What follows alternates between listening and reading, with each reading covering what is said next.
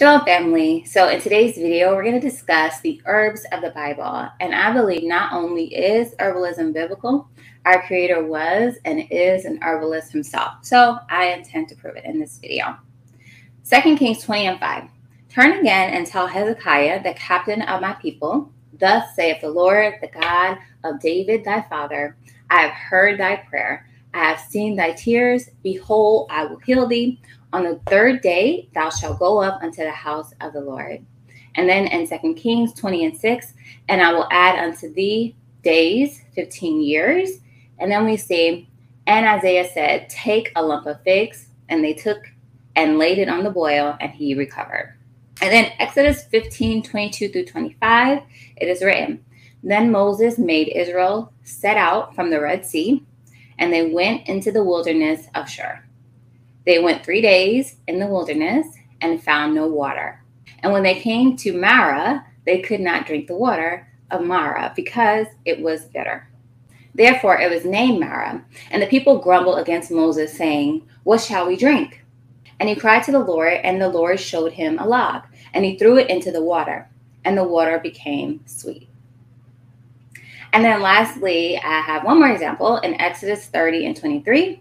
Take thou also unto thee principal spices of pure myrrh, 500 shekels, and of sweet cinnamon, half so much, even 250 shekels, and of sweet calamus, 250 shekels. In verse 24, and of cassia, 500 shekels, after the shekel of the sanctuary, and of oil, olive, and hin. And then in verse 25, we see, and thou shalt make it an oil of holy ointment, an ointment compound after the art of the apothecary. It shall be an holy anointing oil. So what we see is not only the use of different herbs, we are seeing actual instructions, not only of how to make them and prepare them, which the herbs basically serve as a physical symbol of the spiritual healing that the Creator provides. And they're just one of the different avenues. And He's shown us how to use them. And even is an herbalist and made his own recipe. And he said that that was his recipe, that nobody should make it. Well, I love that we see that here, that not only does he give us a knowledge, but he also gives us direct instructions of how to make it to be pleasing to him. And then also he's very protective over his own blends. And so it's the art of the apothecary. And that's why I named my business Yah's Apothecary. So now let's go ahead and do a few examples of different herbs that we see throughout the Bible and how they use some of their biblical background. So first I want to start with frankincense and myrrh, which are two of the most famous biblical herbs that are mentioned repeatedly throughout the Bible.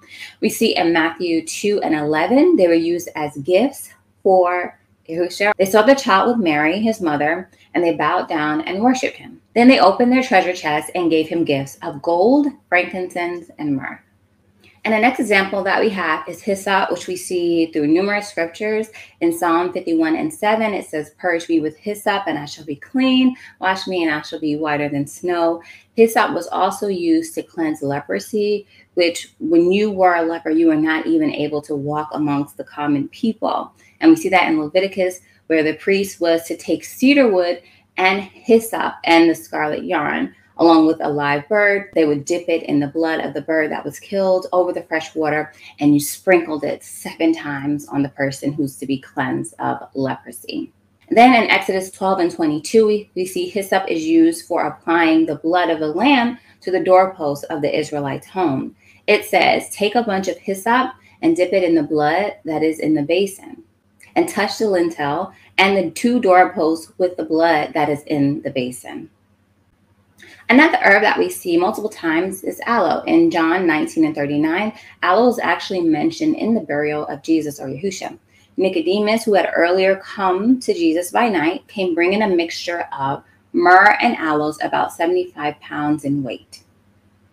Another example that we see is cinnamon. Proverbs 7:17-18 speaks of its use as a fragrance. I have perfumed my bed with myrrh, aloes, and cinnamon. Come, let us take of our fill of love until the morning. And then also we see mint in Matthew 23:23. Jesus actually rebukes the Pharisees, saying, woe to you, scribes and Pharisees, hypocrites! For you tithe mint, dill, and cumin, and have neglected the weightier matters of the law, justice and mercy and faith. So in this video, I hope to have shown you a lot of examples of biblical accounts of using herbs for the therapeutic use and also for the medicinal use.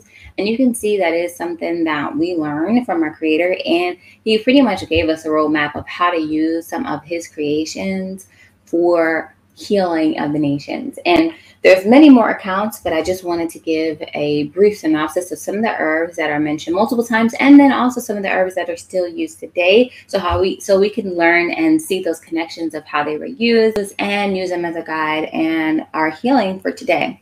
So I hope this video was helpful for you. Leave your comments down below, and I will see you guys in the next one. Bye.